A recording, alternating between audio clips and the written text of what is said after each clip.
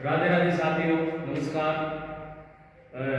मैं सतनाम जाट ऐसा जाट आपके लिए एक सिविल सेवाओं के लिए प्लेटफॉर्म अवेलेबल लेके आया हूँ online. Sharda career institute Jaipur Rajasthan. ये एक यूपीएससी और आरपीएससी पैटर्न के ऊपर होने वाली जो एग्जाम है उनके लिए एक प्लेटफॉर्म है। इस प्लेटफॉर्म पर सिविल सर्विसेज या अदर जो भी यूपीएससी और आरपीएससी एग्जाम कंडक्ट करवाती है उन एग्जाम के लिए हम प्लेटफॉर्म अवेलेबल है। ये विषय विशेषज्ञ के द्वारा सरल भाषा के अंदर आसान भाषा में जिसमें विद्यार्थी आसानी से उसको समझ सके और अपनी प्रतियोगिता परीक्षा को क्लियर कर सके, उसके लिए इसकी हमने आज नींव रखी है। मेहनत विद्यार्थी को करनी होती है। एक इंस्टीट्यूट, एक संस्था और एक मॉनिटर, आप मॉनिटर कह सकते हो, एक मार्गदर्शक कह सकते हो। हम तो आपको एक प्लेटफॉर्म, एक सिलेबस क्लियर करवा सकते हैं। बाकी की सारी मेहनत विद्यार्थियों को करनी होती है। विद्यार्थी ईमानदारी से मेहनत करेगा तो निश्चित रूप से सफलता को उसके शिखर तक पहुंचेगा। वैसे भी आज 30 अप्रैल का दिन है। 30 अप्रैल को ईमानदारी दिवस के रूप में भी मनाया जाता है और आज का दिन हिंदी दिवस के रूप में, अक्षय तृतीया के रूप में भी मनाया जा रहा है। आज अक्षय तृतीया भी है, वो भी हमारे लिए एक अच्छा सौभाग्य का दिन है। और 30 अप्रैल हर वर्ष 30 अप्रैल को ईमानदारी दिवस के होनेस्टी डे के रूप में मनाया जाता है। तो ईमानदारी, इसमें किसके प्रति ईमानदारी बरतने की आवश्यकता है? टीचर्स को तो विद्यार्थियों के प्रति ईमानदार बरतने की आवश्यकता है और विद्यार्थियों को अपने वो काम के प्रति ईमानदारी बरतने की आवश्यकता है। यानी कि अपने प्रति, स्वयं के प्रति ईमानदारी बरतने की आवश्यकता है कि मैं 2 घंटे मैंने स्टडी की है तो 2 घंटे में मैंने क्या पढ़ा है, स्वच्छ अध्ययन होना चाहिए और ईमानदारी से अध्ययन होना चाहिए। उसमें किसी प्रकार की कंजूसी नहीं होनी चाहिए कि मेरा ध्यान कहाँ जा रहा है, मैं चाहे 5 घंटे पढ़ रहा हूँ, 10 घंटे पढ़ रहा हूँ, ध्यान ही नहीं है तो उससे कोई आवश्यकता वो नहीं, मतलब नहीं है। क्योंकि वो विद्यार्थी अपने आप को स्वयं को ही धोखा देता है। और विद्यार्थी अगर ईमानदारी से अध्ययन करे किसी भी विषय वस्तु का तो वो निश्चित रूप से उसको आत्मसात और आत्मग्रहण कर सकता है। अब इसके बारे में मैं आपको थोड़ी देर बता देता हूँ, 2-4-5 मिनट, उससे ज़्यादा समय नहीं लेंगे, फिर आगे हम नेक्स्ट टॉपिक स्टार्ट करेंगे। एससीआई शारदा कैरियर इंस्टीट्यूट एक सिविल यूनिट है सर्विसेज के लिए। अभी हम वर्तमान में आईएएस और आरएस का जो पैटर्न है उसी आधार पर हम आपके जो एग्जाम सिलेबस है उसकी तैयारी करवाएंगे। अभी वर्तमान में हम आपकी 2 क्लासें लेंगे, एक करंट अफेयर्स की, समसामयिक घटनाएं की, राज्य के अंदर अंतर्राष्ट्रीय स्तर पर और देश स्तर पर क्या घट रहा है। डेली आपके सामने इसका 30 मिनट की क्लास होगी, उसके अंदर डेली आपको ब्रीफ किया जाएगा। दूसरा है पॉलिटिकल साइंस, राजनीति विज्ञान। राजनीति विज्ञान के अंदर आरपीएससी पैटर्न के ऊपर और यूपीएससी पैटर्न के ऊपर जो सिलेबस है उस पूरे सिलेबस को हम क्लियर करवाएंगे। मेंस के आधार पर भी वो क्लियर अभी से हम उसको प्रारंभ करवाएंगे। ये अभी 2 विषय चलेंगे। इसके बाद में और दूसरे विषयों की भी हम आपको जानकारी प्राप्त करवा देंगे और आप आसानी से उसको ग्रहण कर सकते हैं, आत्मसात कर सकते हैं। इसके लिए आपको क्या करना होगा, चैनल को हमारे को सब्सक्राइब करो और हमसे जुड़े रहो और लगातार हमारे से लाइव में और वीडियोज के द्वारा संपर्क में बने रहो।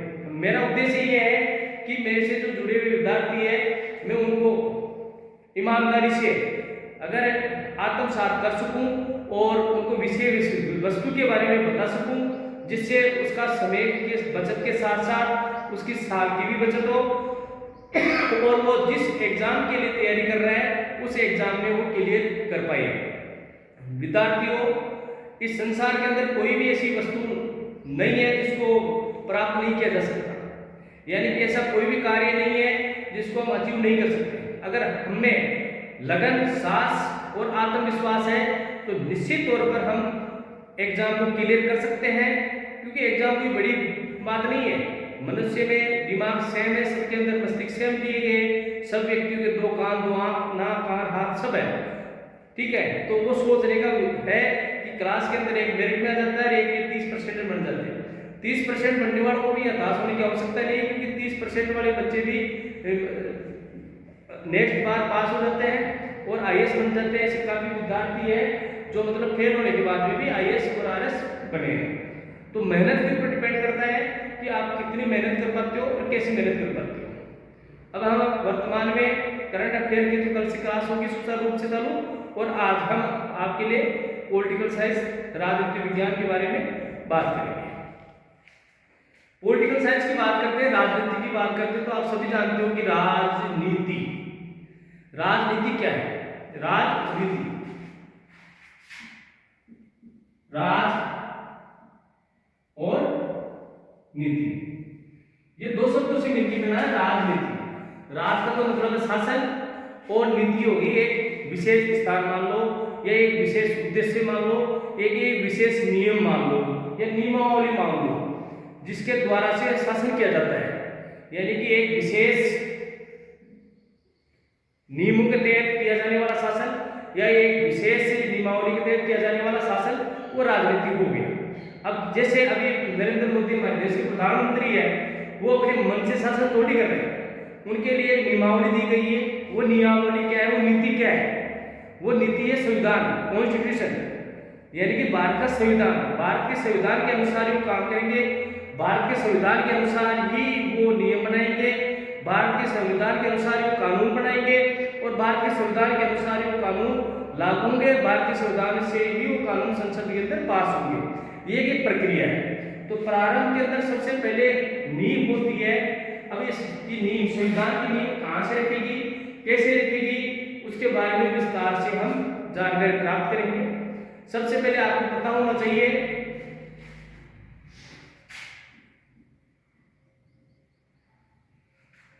भारत में 1600 ईस्वी के अंदर अंग्रेज आ गए ईस्ट इंडिया कंपनी के रूप में व्यापार करने के लिए।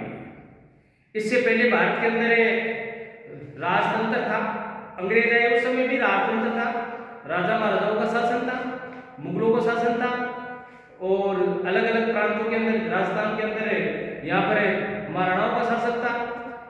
हर अलग अलग छोटी छोटी रियासतें थी। मुख्य रूप से 1600 के आसपास जहांगीर का शासन था, और वहाँ पर उन्होंने व्यापार करने के लिए भारत में आए थे अंग्रेज। और व्यापार करने के लिए अगर कोई व्यक्ति दूसरे देश में जाएगा तो कुछ उस देश से लिखवा के जाएगा, परमिशन लेके जाएगा कि मैं वहाँ पर व्यापार करने के लिए जा रहा हूँ, घूमने के लिए जा रहा हूँ, या किस उद्देश्य से जा रहा हूँ। उसी प्रकार से ब्रिटिश ईस्ट इंडिया कंपनी ने जो व्यापार करने के लिए भारत में आए थे, उस समय ब्रिटिश में एलिजाबेथ महारानी प्रथम का शासन था। तो उन्होंने एक नियम लिख के दिया था व्यापार करने के लिए, यानी कि अपनी मोहर लगा के दी थी कि आप भारत में जाके व्यापार कर सकते हो। उसको बोला जाता है एलिजाबेथ प्रथम चार्टर, ठीक है, उसको क्या बोला जाता है, एलिजाबेथ प्रथम चार्टर,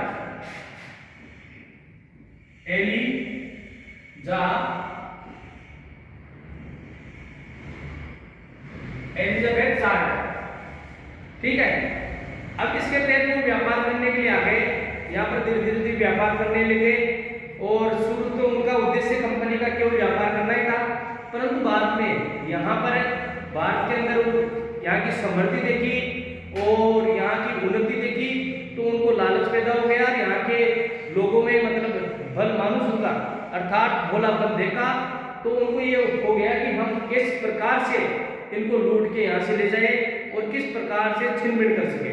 तो धीरे धीरे कंपनी ने क्या किया, यहाँ पर अपनी फौजदारी और दीवानी दोनों जगह पर अपनी हिस्सेदारी बढ़ाना प्रारंभ कर दिया, अपने सैनिक रखने भी प्रारंभ कर दिए, और यहाँ की शासन प्रणाली के अंदर भी अपना दखल देना प्रारंभ कर दिया।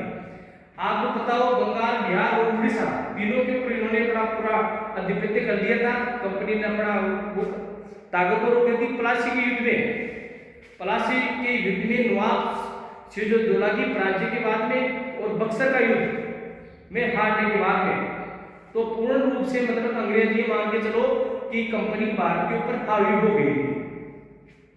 वो हावी हो गई, इस कंपनी हावी होने के बाद में आपको पता है 1857 का रिपोर्ट हुआ।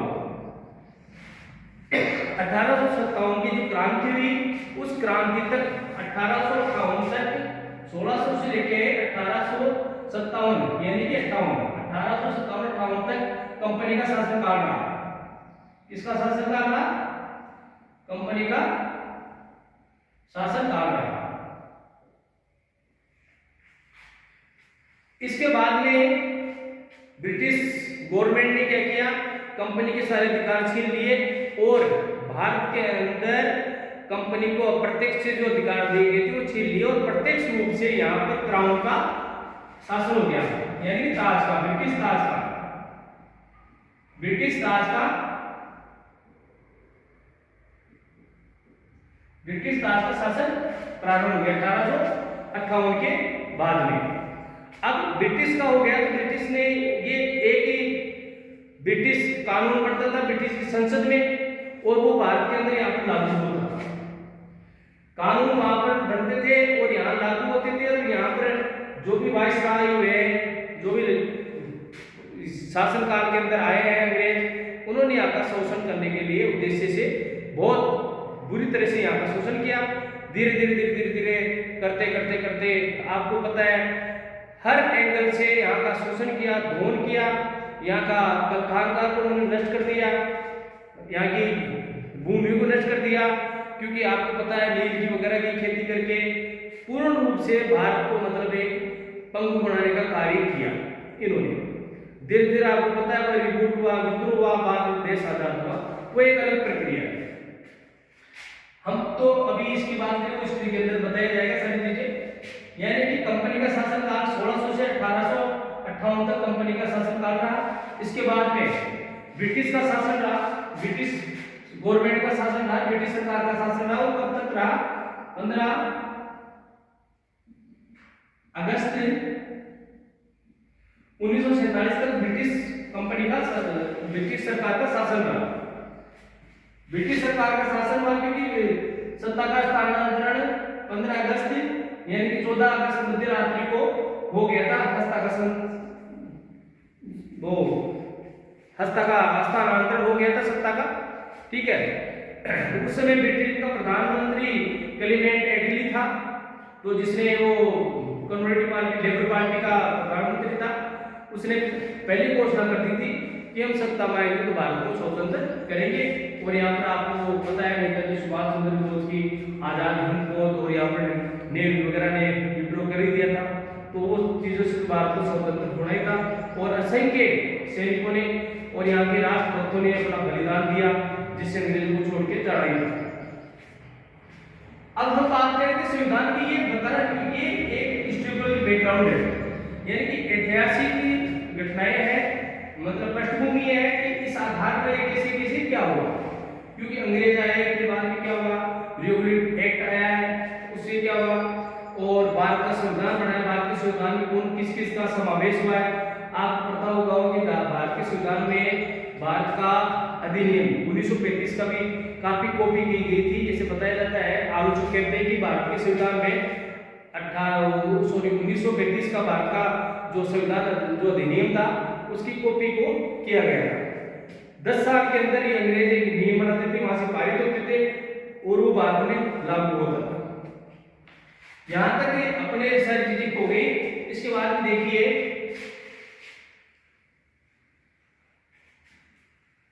मैं आपसे आप संक्षेप में परिचय कर रहा हूं, कल विस्तार से इन चीजों का थोड़ा वो करेंगे, अवलोकन करेंगे। अभी संक्षेप के अंदर मैं आपको इन सारी चीजों को मैं आपको बता रहा हूं। अभी ये संक्षेप में जानकारी होनी चाहिए। आपको पता होगा भारतीय स्वतंत्रता अधिनियम,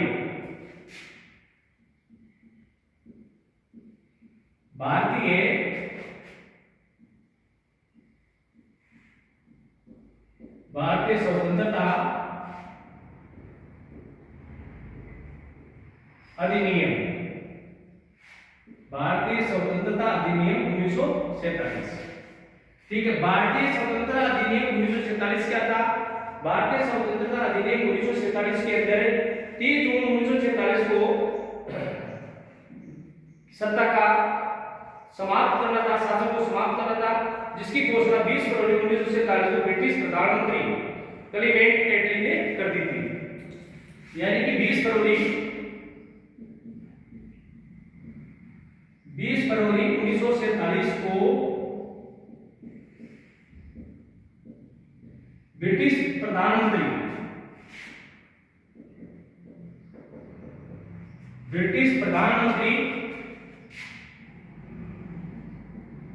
क्लेमेंट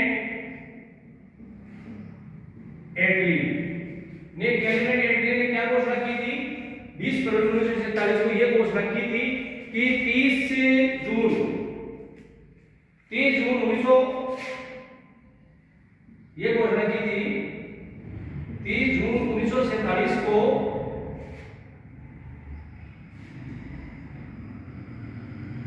ब्रिटिश सत्ता समाप्त हो जाएगी, यानी कि 30 जून 1947 को ब्रिटिश सत्ता समाप्त हो जाएगी। अब इसमें भी आपको पता है कि बीच बीच के अंदर फिर मुस्लिम लीग ने एक अलग से अपना अड़ंगा इसमें डाल दिया। अलग से अड़ंगा क्या डाला इसके अंदर? अलग से अड़ंगा ये डाला कि मुस्लिम लीग ने अलग राष्ट्र की एक मांग रखी, अलग राष्ट्र की मांग रखी। तो जिन्ना ने मुस्लिम लीग को उस देश में प्रतिनिधि कर रहा था, अलग राष्ट्र की नींव रखी। तो 3 जून 1947 को 3 जून 1947 को माउंटबेटन ने विभाजन की रूपरेखा तैयार कर दी। 3 जून 1947 को माउंटबेटन ने क्या कर दी? विभाजन की रूपरेखा तैयार कर दी पूर्ण रूप से कि भारत में पाकिस्तान और इंडिया दोनों अलग अलग हो जाएंगे। यानी कि जो भारत का जो सीमाओं का बंटवारा की नींव किसने रख दी और कब रखी? 3 जून 1947 को रख दी थी। और इसी जो भारतीय स्वतंत्रता अधिनियम में आपको बता रहा हूं ना, इसी के तहत इन चीजों को ये सारी रूपरेखा के अंदर आ रहा है। ठीक है, ये जिन्होंने नींव रख दी। अब नींव रखने के बाद में ब्रिटिश अलग नींव रख दी। उसके बाद में आपको पता है कि नेशनल थ्योरी के आधार पर अलग राष्ट्र हो गया, बांट दिया गया, सीमाओं के आधार पर बांट दिया। अब इसी के तहत आपको पता होगा कि जो भारतीय स्वतंत्रता अधिनियम 1947 है ना, इसी के तहत ये रियासतों को भी यह अधिकार दिया गया था कि वो स्वतंत्र रहना चाहे तो स्वतंत्र रह सकती है, भारत में मिल सके तो भारत में मिल सकती है, और पाकिस्तान में मिले तो पाकिस्तान में मिल सकती है। तो आपको पता होगा यहाँ पर तो हमारे लोक पुरुष थे सरदार वल्लभ भाई पटेल, जो सभी रियासतों को उन्होंने एक करने का कार्य किया। कुछ रियासतें थी जो नहीं मान रही थी, उनको उन्होंने साम दाम दंड से बनाया। बाकी ये कश्मीर वाला आपको विवाद को पता ही है, उस समय अभी भी क्या चल रहा, अभी पहलगाम आपको पता है अटैक हुआ ही है, वो करंट के अंदर हम उसको उन चीजों को हम पढ़ेंगे। अब आगे देखो, इसके अंदर ये चीजें हो गई, भारत को सत्ता का हस्तांतरण हो गया।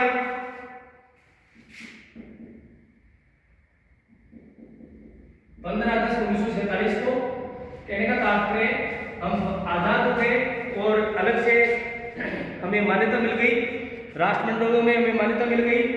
अब इसके साथ हम आजाद हो गए, पर देश को चलाने के लिए एक नियम होना चाहिए, जो हम संविधान की बात कर रहे हैं। तो जिस प्रकार से पहले तो ब्रिटेन से संसद से आते थे, अब ब्रिटेन को छोड़ के चला गया, तो हमें अपना खुद का संविधान चाहिए था ना।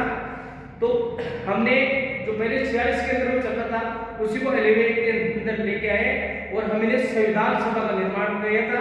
जो संविधान सभा के बारे में हम पढ़ेंगे विस्तार से, अभी मैं ब्रीफ कर रहा हूँ आपको शॉर्टली। अब इसके साथ आपको पता होना चाहिए 15 जून 1947 से कब देश आजाद हो गया।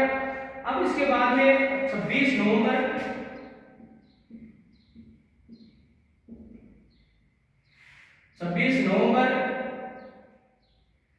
1949 जो संविधान था, आपको पता है संविधान पढ़ने में 26 नवंबर 1949 को संविधान पारित हुआ।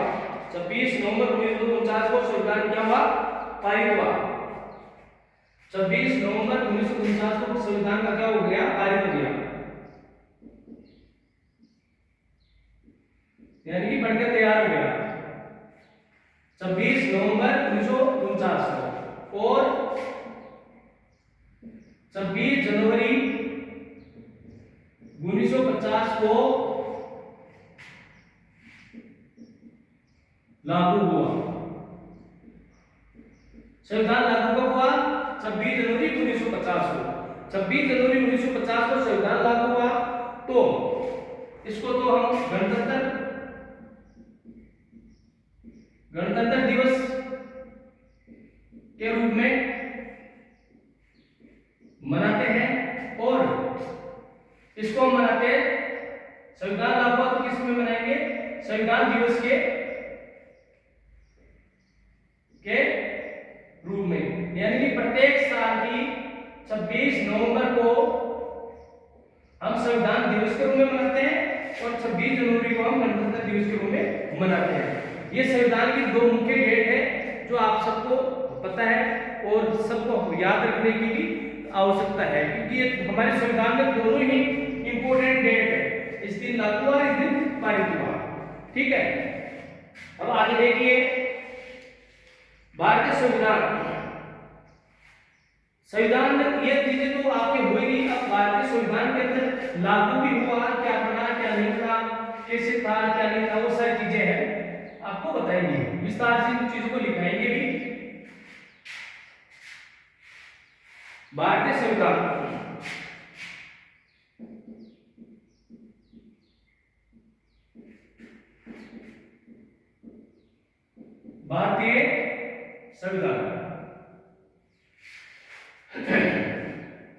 भारतीय संविधान में मूल रूप से, यानी कि मूल रूप से जिस समय लागू हुआ उस समय मूल रूप से एक तो क्या थी? प्रस्तावना कौन सी थी? हम भारत के लोग धर्मनिरपेक्ष वगैरह ये चीजें है, वो सारी चीजें बताएंगे। एक तो थी प्रस्तावना, ठीक है। इसके बाद थे भाग, तीसरा था अनुच्छेद और चौथा था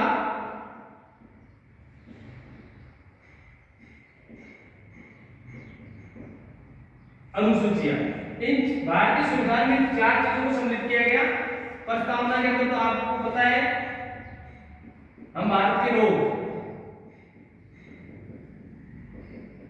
यहां से प्रारंभ होता है, ठीक है। भाग जिस समय लागू हुआ यानी कि मूल रूप से उस समय 22 भाग थे।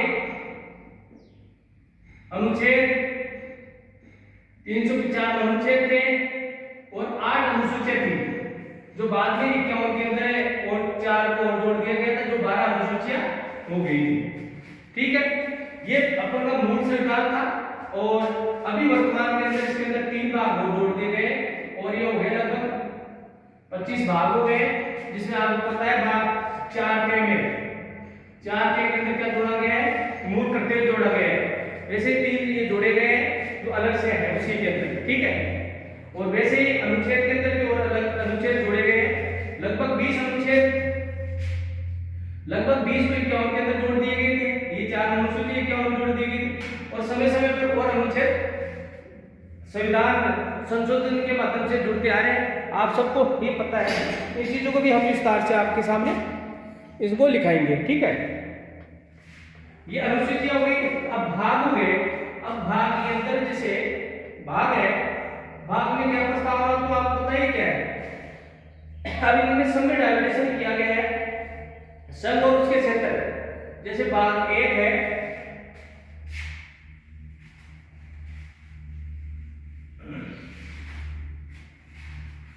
जैसे भाग 1 उसमें क्या बताया गया है? संघ और उसके क्षेत्र।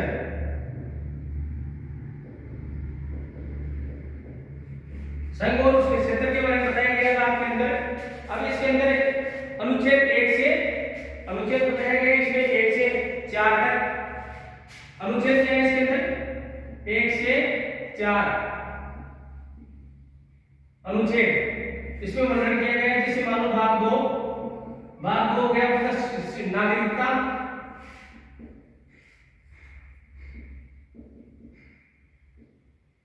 सिटीजनशिप नागरिकता हो गया। अब नागरिकता के अंदर भी अनुच्छेद 5 से 11 बताया गया है। अनुच्छेद की तरफ बताया गया है 5 से 11 अनुच्छेद इसके अंदर बताया गया है।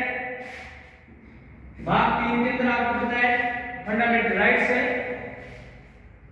मूल अधिकार हो गया, मूल अधिकार हो गया, ठीक है। मूल अधिकार बताया गया 12 से 33 अनुच्छेद के अंदर, इसके अंदर जैसे उसी प्रकार से भाग 4 में बताया गया नीति निर्देशक तत्व, नीति निर्देशक तत्व बताया गया, जिसमें 36 से 51 तक बताए गए। ये सारी चीजें हैं। अब बाद में भाग 4 जो अभी बता रहा था आपको, भाग 4A जोड़ा गया था ए या टे, जिसके अंदर 51 टे के अंदर मूल करते हुए जोड़े गए, उनके भाई मूल करते हुए क्या होने चाहिए। भाग उसी प्रकार से 5 में संघ है, 6 में राज्य है, संविधान है। इसी प्रकार से इन सारी चीजों को हम वर्णन करेंगे विस्तार से। मैं आपको थोड़ा ब्रीफ कर रहा था, मैं बता रहा था। आज हमारा यहाँ पर हमारे ऑनलाइन प्लेटफॉर्म पर पहला दिन था। इसमें क्या आपको और एक्स्ट्रा ऐड करना है, किस आधार पर और आपको चीजों को समावेशित करना है, वो सारे आप सुझाव के माध्यम से में बता सकते हैं। और कल सुचारू रूप से हम भारतीय जो संविधान की जो मूल रेखा है उसके बारे में वर्णन करेंगे। संघ और उसके क्षेत्र के बारे में हम बात करेंगे। संघ और उसके क्षेत्र है अनुच्छेद हम 1 से 4 के बारे में पढ़ेंगे। मोस्टली चीजें हैं उनके बारे में पढ़ेंगे। और आपको पता है कि यहाँ पर लगभग क्वेश्चन आते हैं। दूसरा है नागरिकता है, और अभी नागरिकता का अभी सिटीजनशिप वाला मामला सीए वाला चला था, आपको पता है। तो करंट के अंदर भी ये चीजें अपने आप को आपस के अंदर जोड़ती रहती है। उसी प्रकार से ये सारी चीजें आपको पता होनी चाहिए। अधिक ये सारी चीजें हैं। और कल हम करंट के भी आपके बारे में जुड़ने का प्रयास करेंगे, करंट से भी जुड़ेंगे हम, और इनके बारे में तो आपको बता ही रहा था। इसके साथ साथ मैं थोड़ा सा आपको और इसके बारे में बता देता हूँ एक बार। अभी हमारे पास संसाधनों का अभाव है, तो पूर्ण रूप से आपको सहयोग करना चाहिए।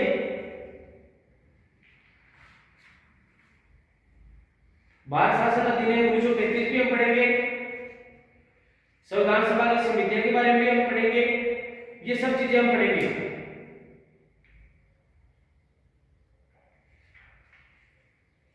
ये सारी चीजों का हम अवलोकन करेंगे। साथ ही साथ 1947 का जो अधिनियम था उसकी विशेषता के बारे में तो अभी मैंने आपको बताया था कि इसके तहत ही भाई संपूर्ण राज्य घोषित कर दिया गया था। इसमें मतलब भारतीय ब्रिटिश राज समाप्त हो गया था और अपन को स्वतंत्र राज्य घोषित कर दिया गया था। विभाजन करके 277 डोमिनियन संपूर्ण राष्ट्र का निर्माण कर दिया था। और 15 अगस्त 1982 में ब्रिटिश संप्रभुता को समाप्ति की भी घोषणा कर दी गई थी। और उनको यह अधिकार दिया गया था कि वो भारत में रह सकते या पाकिस्तान में रह सकते हैं। यह आपको सारी चीजों का अवलोकन करता था। कल से हम संविधान के भागों के बारे में पढ़ेंगे। संविधान के भाग के अंदर सारी चीजों का अवलोकन करेंगे। और जो सुझाव हो सके वो सुझाव आप देने का प्रयास करना। आज हम ज्यादा समय नहीं लेंगे, आपका इतना ही समय लेंगे क्योंकि आज बहुत सारे कार्य करने के अंदर व्यस्त हैं। और कल फिर हम आपसे मिलेंगे इसी प्लेटफॉर्म के माध्यम से। ठीक है, राधे राधे।